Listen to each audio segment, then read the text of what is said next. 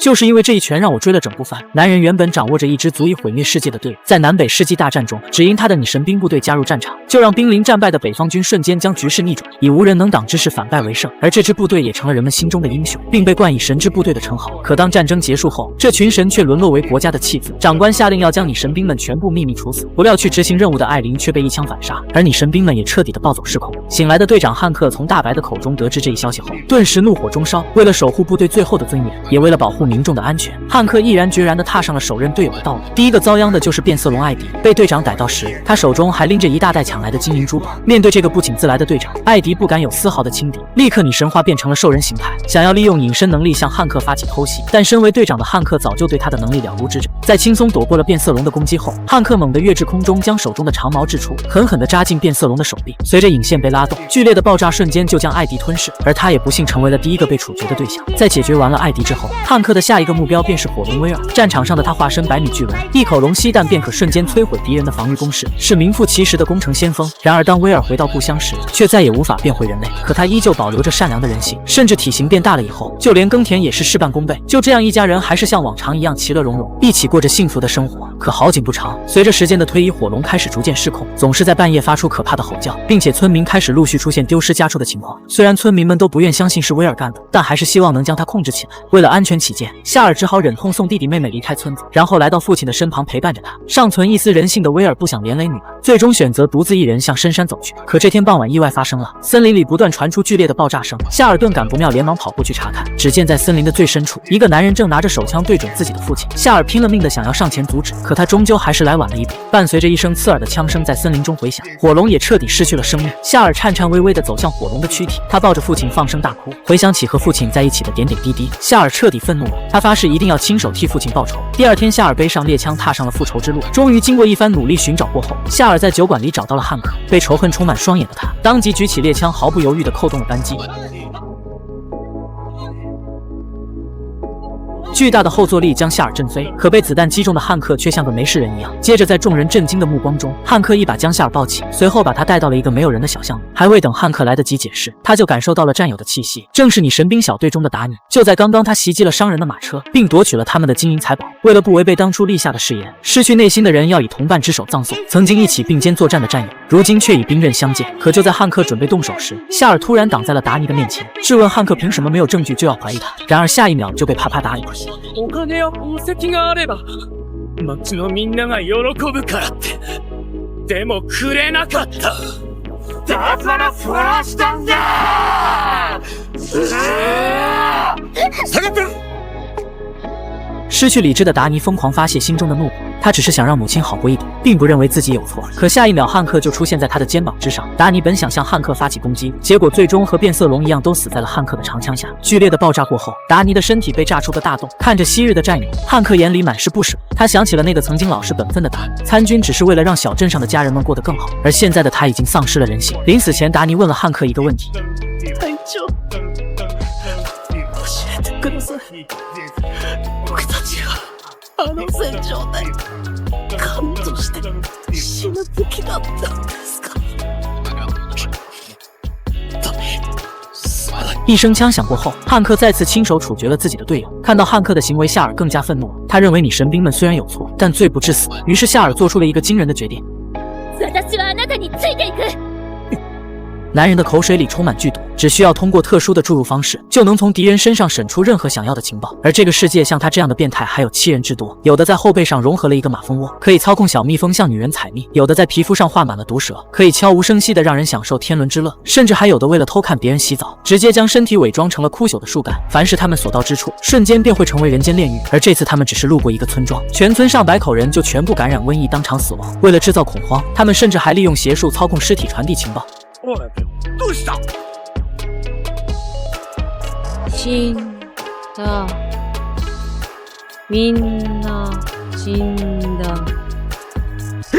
得知村庄出现如此怪异之事，官府第一时间下令封锁了整个村子，并且还派出了大量身怀绝技的忍者前去调查。可他们不知道的是，这竟是对方想要将其一网打尽设下的陷阱。等他们反应过来，可以为时已晚。仅是眨眼的瞬间，巨斧就如同砍瓜切菜般将众人全部斩首，而剩下的几人就如同惊弓之鸟，对着敌人的身影就发起猛烈的进攻。飞镖如同雨点般定在树上，终于在一顿狂轰乱炸之下看清了敌人的样貌。可对方身体如同岩石般坚硬，即便是锋利的飞刀也不能伤其分毫。就在这时，一个美女从天而降，猛地一刀砍向了石头怪人，可结果并没有什么卵用。下一秒，一把巨刃插在了女人的腿间，他想逃跑，可以为时已晚。看着心爱的女人即将惨遭毒手，男人立刻拔刀向着怪人冲去，可结果却被对方一把抓住，当场撕成了皮肤碎片。女人见状吓得拔腿就跑，眼看到嘴的鸭子即将飞走，怪人直接朝着女人逃跑的方向扔出飞刀，瞬间就将女人从树上打落，径直的掉入他的手中。接着怪人将女人带到了一个破烂的小屋里，可就在他准备热身运动时，抬头却发现屋子上方还有个陌生的男人。怪人让男人立马滚蛋，否则就让他碎尸万段。可男人非但没有被他吓走，反而直接近距离的来到他的面前，但这也让怪人变得更加愤怒了。他的皮肤逐渐开始变得像岩石一样坚硬，可面对这种恐怖的怪物，剑客却没有丝毫的害怕。下一秒，他扔出一发手里剑，刺中怪人的眼睛，而女人也趁机跟着剑客一起逃走了。怪人气得扔出手里的巨剑，可两人已经逃远。在确保了已经安全后，两人也互相交换了身份。男人名叫寿兵卫，是一个行走在江湖的流浪武士，拿人钱财替人消灾，谁给他钱他就为谁办事。在向寿兵卫道谢后，女忍者第一时间赶回了总部汇报情况。他希望上级能够派兵去围剿敌人，可结果却被告知情报不准，并要求女人独自一人去调查清楚。也不知道女忍者得罪了谁，这不让他明摆着去送死吗？而另一边的寿兵卫还在寻找客栈的路上，却殊不知危险已经来临。下一秒，一只巨手破墙而出，将他抓住，接着一记重拳袭来，来人正是刚刚被寿兵卫刺瞎眼睛的石头怪人。只见怪人一把抓住寿兵卫，将他拎了起来。接下来他要好好折磨一下这个不知死活的臭小子。接连的重击打得寿兵卫吐出一口老血，但好在他利用丝线将掉落的武士刀拉回了手里。而接下来就该轮到寿兵卫反击了。只见怪人再次挥起巨剑向他攻去，却被寿兵卫一个闪身轻松躲过，顺势拔出一道剑气砍向石头怪人。然而对方的皮肤坚硬无比，这点攻击根本就造成不了任何伤害。可就在石头怪人得意之时，下一秒他却瞪大了眼睛，因为覆盖他身体的岩石正在一点点的脱落。看着寿兵卫那张帅脸，怪人变得更加愤怒了。只见他挥起手中的巨剑再次攻去，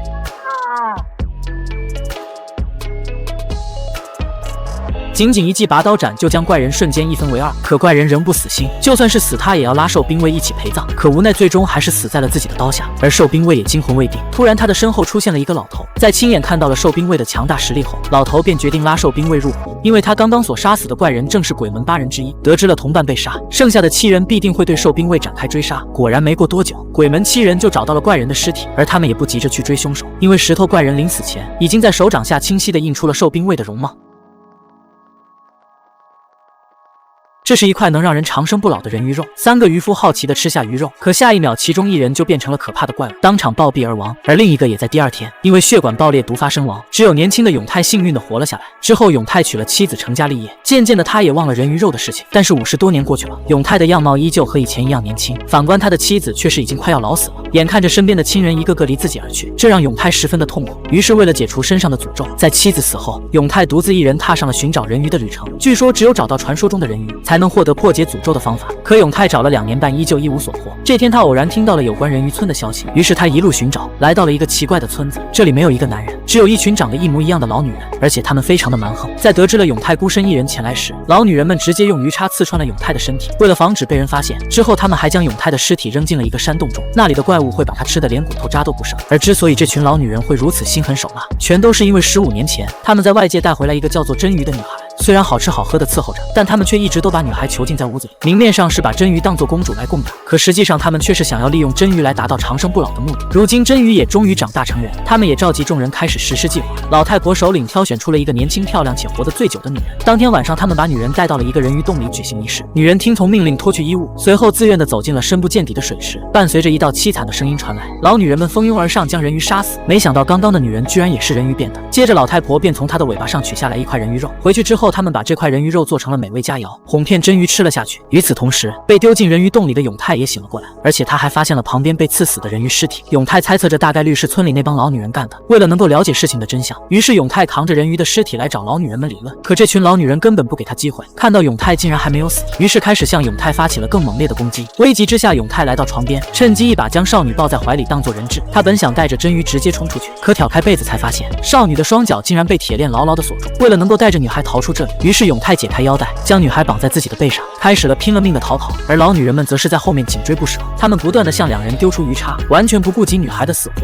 随后永泰和女孩躲到了洞穴里，然而当永泰准备帮女孩处理伤口时，却没想到伤口竟然自动愈合了。永泰猜测女孩应该也是吃了人鱼肉。接着女孩告诉永泰，自己已经在这个村子生活了15年，今天是第一次踏出村子看到外面的世界。然而就在两人交谈之时，洞穴的深处突然传来了一声可怕的吼叫，接着一只丑陋的怪物爬了出来，怪物快速的向着两人扑来。永泰甩出鱼叉，精准命中怪物的腹部，可即便这样也无法杀死他。见此，永泰连忙背上女孩向着洞外爬去，两人暂时躲过了危机。这时永泰突然想起洞中的怪物和当年同他一起吃下人鱼肉所变成的怪物一模一样，为了解除心中的疑惑，于是永泰决定再次返回村子调查清楚。而真鱼也想跟他一起去，但由于被铐了10几年的脚铐，双腿一时间根本无法适应行走，只能留在原地等待。而永泰刚回到村子，就被一群手持武器的老太婆团团围住，但永泰却以真鱼的下落作为要挟，要求他们告诉自己人鱼的事情。为了防止老太婆继续耍花招，永泰直接摔破茶杯，用碎片在自己手臂上划出了一道伤口，随后伤口便以肉眼可见的速度快速愈合。看到这一幕，老太婆也终于明白，永泰也是吃过人鱼肉的，但她还是不愿意告诉永泰真相，反而质问对方，如果真的想死，直接把头砍下来不就行了？可永泰却表示自己并不是畏惧死亡，而是想变回一个普普通通的人类。在之后的交谈里，永泰也逐渐知晓了人鱼的秘密。原来人类吃了人鱼的肉后就会长生不老，但同样人鱼吃了人类的肉也能获得永生，不过要吃的不是普通人类，而是吃下人鱼肉获得永生的年轻少女。因此这群老太婆每隔数十年就会去人类的村庄抓捕女婴拿来做实验，但是人鱼肉含有大量的剧毒，大多数人在吃下去后就会被当场毒死，即便侥幸活了下来，也会变成失去人性的人鱼怪物。只有真鱼是他们最完美的试验品。永泰得知真相后勃然大怒，并表示自己绝对不会将真鱼交给他们的。可话音未落，真鱼就被村民们给绑了回来。永泰刚想上前解救，结果却被身后的老太婆用鱼叉刺穿了身体。老太婆告诉永泰，这把鱼叉上已经被他涂满了剧毒，这种毒药是用人鱼的尸体浸泡在毒草中发酵而成的，只要中了这种毒，他将必死无疑。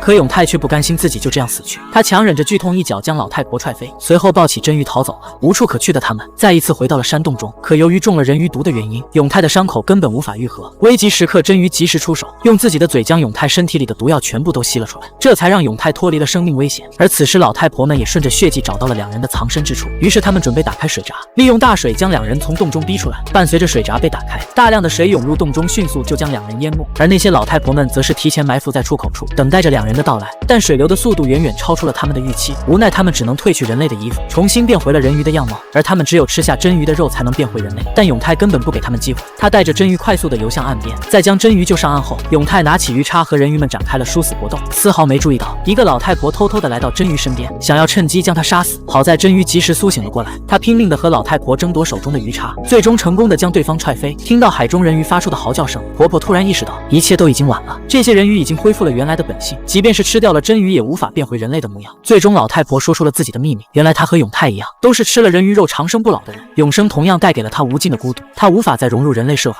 只有人鱼才能接纳自己。现在就连这最后一份美好也烟消云散。最后她同意永泰将真鱼带走，而她自己则选择继续留在这里陪伴着这些人鱼。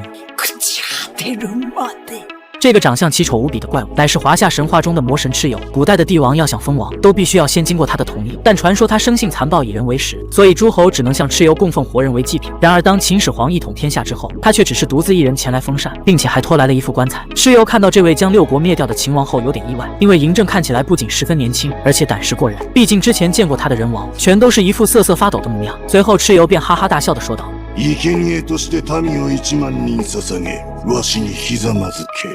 さすれば中華の皇帝、王の中の王たるを許してやろう。然而嬴政听完却是淡淡的说道：祭品的话，寡人早已经备好了。说罢便将身旁的棺材一脚踢向蚩尤。当束缚住棺材的绳索解开，一道人像顿时显现了出来，蚩尤一把将其抓住，可手中却是一个人形的泥偶。蚩尤怒斥嬴政这是什么意思，而嬴政则是霸气的表示：朕大秦的国土可是很美味的，你就尽情享用吧。蚩尤听后还真的咬了一口，在咀嚼数口之后，他才意识到自己被耍了。蚩尤警告秦始皇，要是没有他这一尊神的允许，你这小鬼可没资格治理天下。然而回应蚩尤的只有2个字：不好。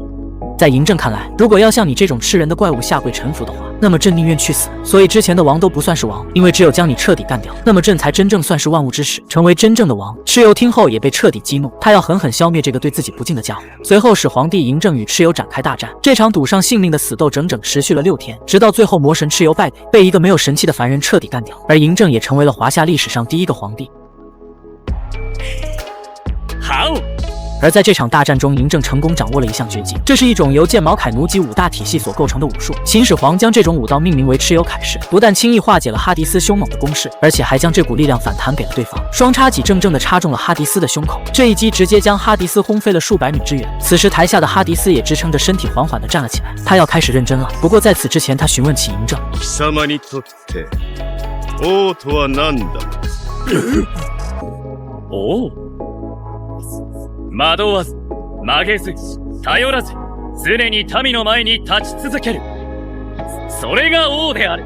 哈迪斯听后先是一惊，随后却开始哈哈大笑起来，刺耳的笑声响遍了全场。见此一幕，秦始皇也跟着笑了起来。两人的笑让周围的观众们有些摸不着头脑。随后嬴政开口询问究竟是哪里好笑，而哈迪斯则是淡定地表示，秦始皇和自己死去的弟弟波塞冬十分相似，他比任何神都要适合王这个称号，但是最值得称王的他却死在了人类的手里。而身为波塞冬的哥哥，他势必要为自己的弟弟报仇。面对哈迪斯准备发起的新一轮进攻，嬴政再度摆好战斗姿态。下一刻，哈迪斯手握3叉戟，迅猛地朝着嬴政冲来。只见他将所有的力量都汇聚到右臂之上，这一击并非突刺，而是枪原本的用法。随着哈迪斯的手快速的下滑，最终他握住3叉戟的末端，狠狠地向着始皇帝嬴政劈去。嬴政见状，也立马使用蚩尤铠甲进行防御，巨大的冲击直接打在了透明的防护盾牌之上。但这一次哈迪斯却没有被弹飞出去，反而双手握紧的力道变得越来越强，恐怖的力量直接让嬴政脚下的地面瞬间崩裂。可嬴政还是硬生生地挡下了这一击。然而就在所有人都以为哈迪斯的攻击结束时，哈迪斯却是再次抓紧长矛猛地回拉。嬴政此刻仿佛被这股强大的力量压得动弹不得，因为这向下击打的力量同时配合向上的回拉，使得嬴政无法成功卸力。随着哈迪斯的一声怒吼，嬴政脚下的地面再次开始塌陷，而他也逐渐处于一种半蹲的狼狈姿势。可哈迪斯的力量仍在不断增大，在这股强大的力量之下，哈迪斯整个人都飞到了半空，伴随着浓烈的烟雾散去。此刻的决斗场上只剩下了哈迪斯一个人，而嬴政早已被他打进了地面之下。此时嬴政躺在地上一动不动。然而正当裁判准备宣布比赛结果时，始皇帝嬴政竟又再一次的站了起来。见此一幕的历代人皇纷纷下跪以示敬礼，而起身后的嬴政则是一把扯下了浸满鲜血的眼罩。続きをしようか。冥界の王。